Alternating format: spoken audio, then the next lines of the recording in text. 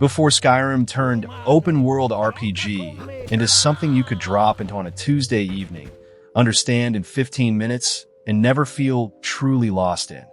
There was a different tradition.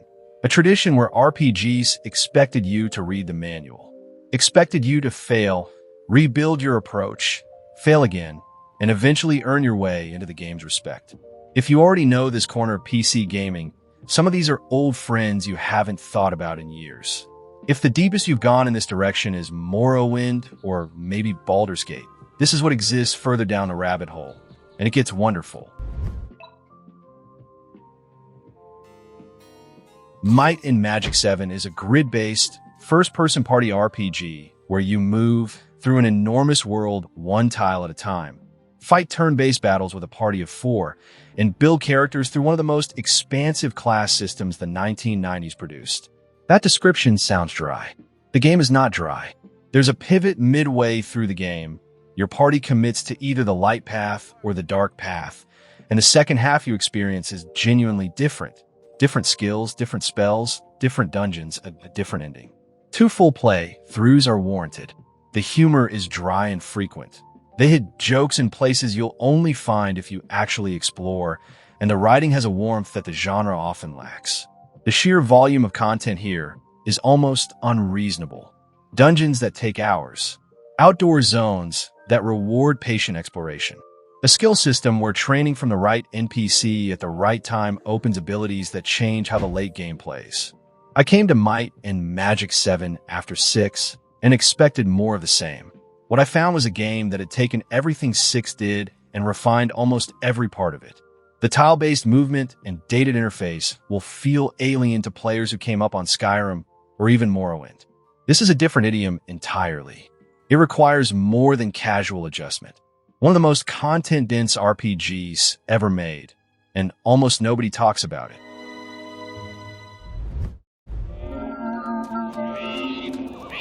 Two Worlds is a game people use as a punchline. Thou hast committed many sins. The voice acting, the launch bugs, the way it got crushed in reviews and became a shorthand for ambitious but broken. Here's the thing. Two Worlds has something going on underneath. The weapon stacking system is genuinely clever. Find 2 identical swords and combine them to produce an upgraded weapon.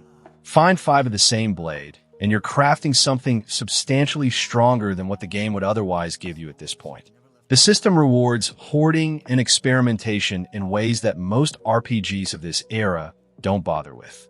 The world is large in a way that suggests a team who genuinely wanted to build something vast and ran out of resources before they could finish it, which produces both the janky awfulness and the weird charm in roughly equal measure.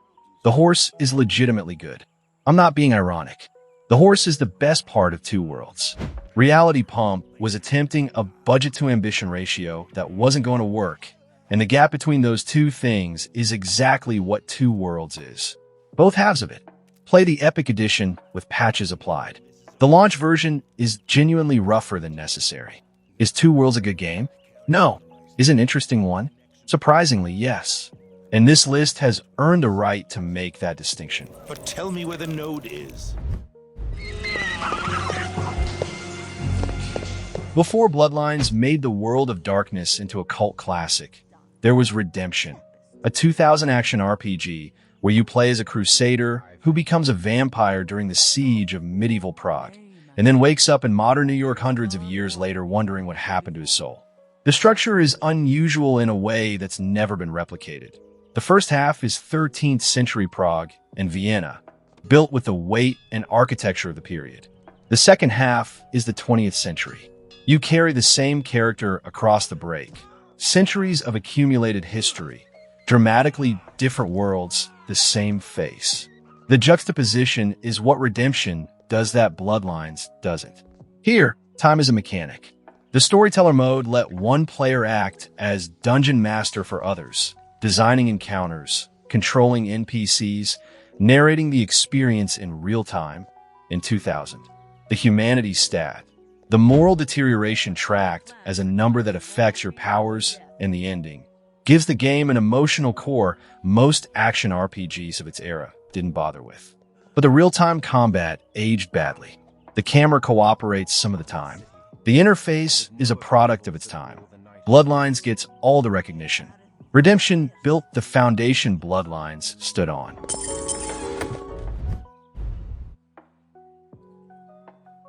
Some games are obscure because they weren't good. Some games are obscure because nobody told anyone they existed. Prelude to Darkness is the second kind. A 2001 indie RPG from Zero Sum Software. A tiny team, minimal budget. Prelude to Darkness has the cult following that forms when a small number of people discover something and spend years trying to press it in other hands. The game was eventually made freeware, which is the only reason the conversation around it still exists at all. What it builds is an isometric RPG that takes its own world seriously. A setting with genuine texture, writing with actual commitment, systems that run deeper than the production budget suggests they could. It feels like a game made by people who had specific things to say and not enough money to say them at full volume. So they said them very carefully instead. The dual world structure the game uses gives it a scope that's genuinely surprising given what it is. I found this through a forum titled RPGs You've Never Heard of That Will Ruin Other Games for You. That's a specific kind of recommendation and turned out to be accurate. Prelude to Darkness is rough in every way that early 2000s indie RPGs are rough. Interface, visuals, production values all reflect the team size. You have to be the kind of player who can see through that to what's underneath. Most people can't. That's why it's still obscure. It doesn't deserve to be.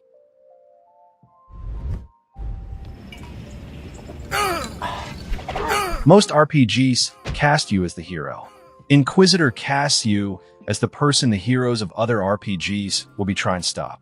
You're an agent of the church, investigating reports of heresy in a medieval village, and the dark you're hunting is real.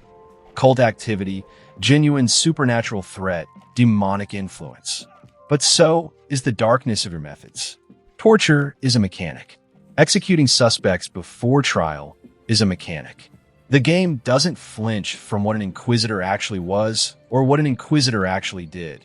And the story it tells across its runtime is one of the bleakest, most committed things the genre produced in its decade.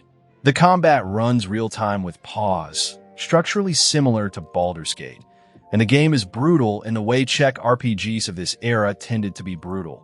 Without apology, without hand-holding, with no particular concern for whether you're having fun yet. The pacing is deliberate.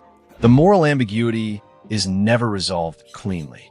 Inquisitor was largely untranslated and undiscovered outside Eastern Europe for years. An English localization exists now, and it's the correct way to experience it. I went in expecting something interesting. The third hour made me genuinely uncomfortable. That's a compliment. Inquisitor demands patience that most modern players won't have, and it makes you earn the interesting parts by committing to the slow ones first. One of the most distinctive RPGs of the 2000s. Almost nobody played it. That's been the theme of this list.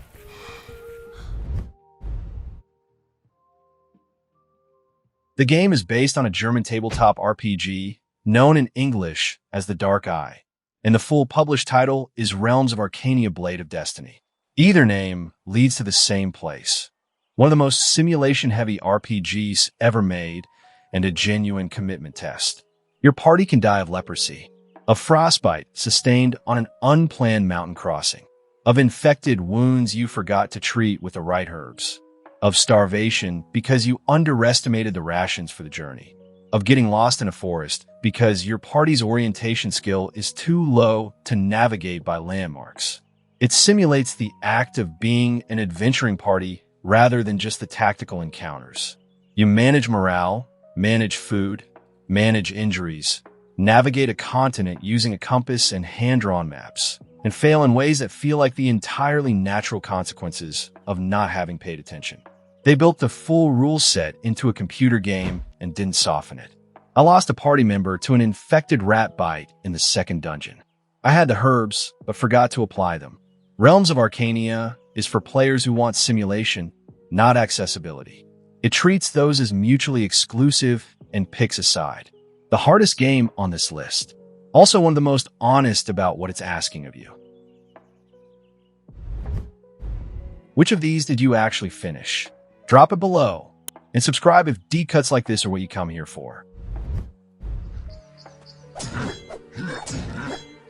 Larian Studios made BG3, Divinity Original Sin 1 and 2. But before any of that, they made Divine Divinity in 2002, an isometric action RPG that looks like Diablo and plays like something Diablo was never trying to be. The surface comparison is as far as the comparison goes.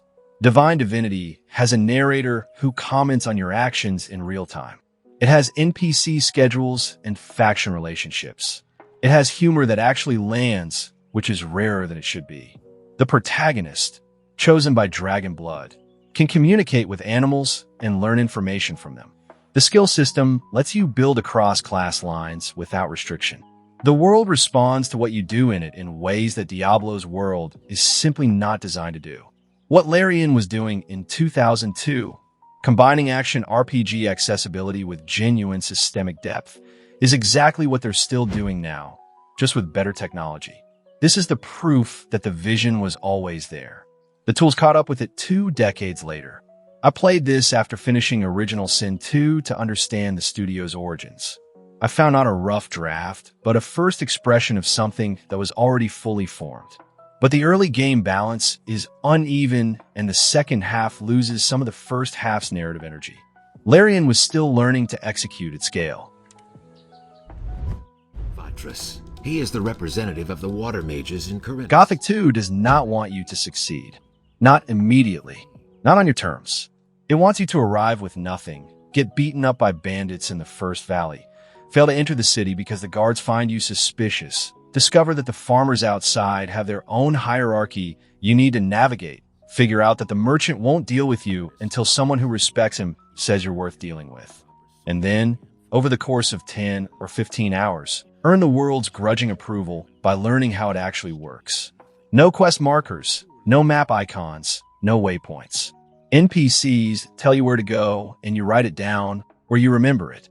The world is divided into tiers where approaching the wrong area too early means dying to something stronger than you. And the game provides no guidance on which areas those are. You find out by dying. Repeatedly, if necessary. What it does that almost nothing else does is let you feel the weight of competence accumulating. By hour 20, the character who couldn't survive a wolf encounter in hour 1 is moving through the world with completely different energy. Not because the numbers got bigger, but because you learned how the world worked and started working with it. In Germany and Central Europe, Gothic 2 is discussed the way people here discuss Morrowind. In North America, almost nobody has played it. I'll be direct. The first 5 hours will make you want to quit, but they're supposed to. Push past the opening. The game doesn't become easier. You become more capable. That distinction is everything. This is what the era was. This is what it felt like to play an RPG that trusted you to rise to meet it. Nobody makes this anymore. And that is a specific, real loss. To the upper quarter, nothing more.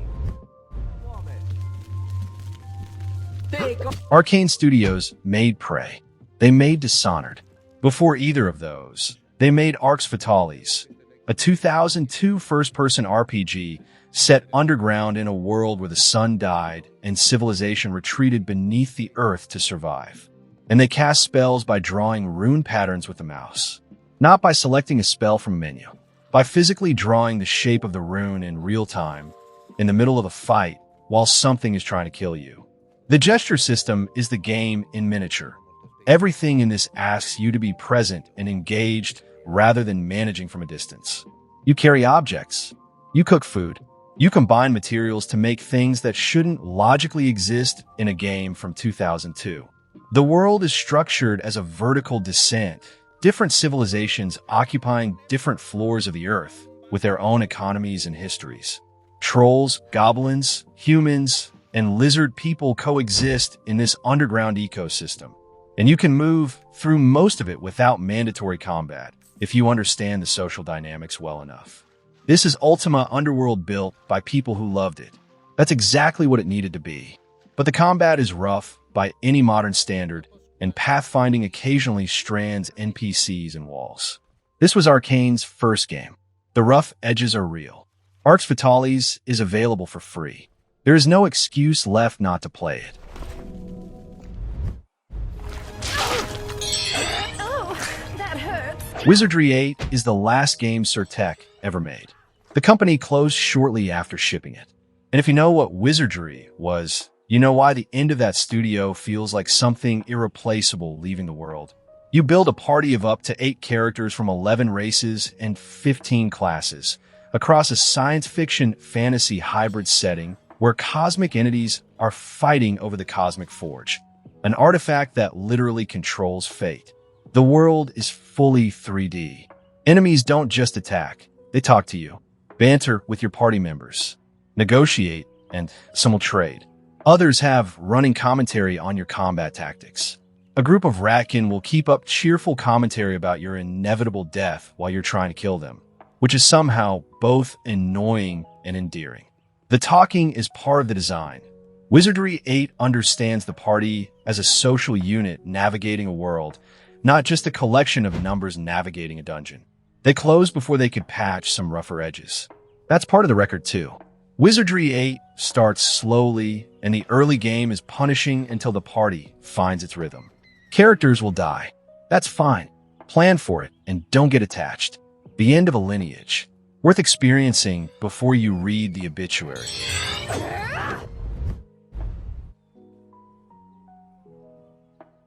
In 1993, Looking Glass Studios shipped a game that ran in first-person, simulated physics, let you look up and down freely in a 3D space, and build a dungeon that felt like a real place with real logic rather than a sequence of rooms waiting to be cleared. Almost nobody who plays modern RPGs knows it exists. The lineage from Ultima Underworld to System Shock, to Deus Ex, to Dishonored, to Prey, this is the rough family tree of the immersive sim, and Ultima Underworld is the root. Every time an environment responds to your actions rather than scripting a sequence, every time a level asks you to solve a problem rather than fight your way through a hallway, you're playing in a tradition that started here. Looking Glass was doing this on old hardware. That shouldn't have been possible. Labyrinth of Worlds adds 8 sub-worlds to explore, each with different physics, different cultures, different rules. The puzzle logic runs through all 8 and requires you to carry knowledge and items between them. I played through this specifically to understand what Arx Fatalis was drawing from. I came out understanding why Looking Glass Studios is still mourned by the people who knew what they were building. The game's a software from 1993. The interface is a product of its era. Plan for real adjustment time. Not 10 minutes, real adjustment time. The game that invented the genre Skyrim made mainstream. Worth knowing where it started. My position, it's hopeless. Hopeless. After Gothic 3 disappointed the people who love Gothic 1 and 2, and it did for real reasons that the fanbase didn't need to exaggerate, Piranha Bytes went back to what they knew. They built an island and put a volcano on it. The formula is Gothic's formula, stripped to fundamentals. You arrive with nothing. You pick a faction early, the Harbor Town Inquisition or the bandits in the ruins, and everything you learn comes from trainers in the world who require you to earn their respect before they'll teach you. Improving your character is a social negotiation, not a menu transaction.